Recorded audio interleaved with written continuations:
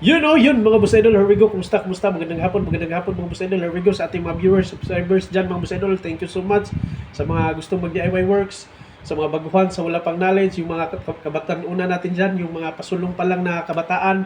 Let's go! Diyos nyo na, DIY works natin mga boss idol, yung mga ideas.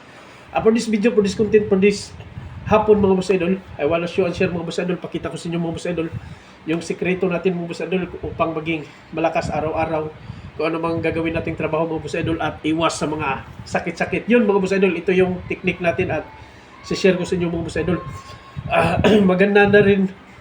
Maganda na din mga boss idol kung may alaga tayong manok na bantam, yung maliit mga boss idol, kasi yan maliit yan mga boss idol. Tingnan niyo yung kamay ko, papasok.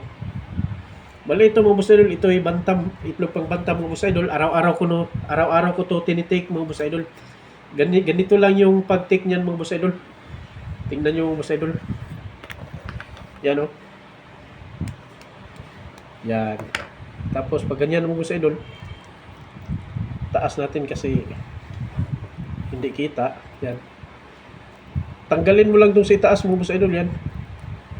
Yan. Pagkatapos ganyan mga boss idol, yan na yan. Yun o.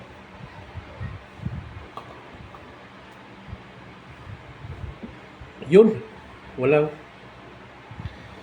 masarap mga boss idol. At kung baguhan ka pa dito mga boss idol, talagang kukontra yung sa loob ng katawan mo boss idol. Pero pag araw-araw mo na tinitake, gustuhin mo na talagang ititake, panis yung mga vitamins na binibili natin sa drugstore. Wala dito mga boss idol kasi ito ay super fresh at ito ay napaka ganda sa katawan mga boss idol. Iwan ko lang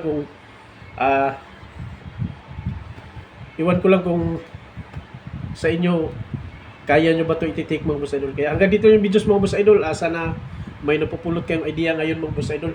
Ang taong libruganan, lisod matumba, dalaygon ang Diyos sa matag segundos. The words of God is quickly and powerful. Let's go!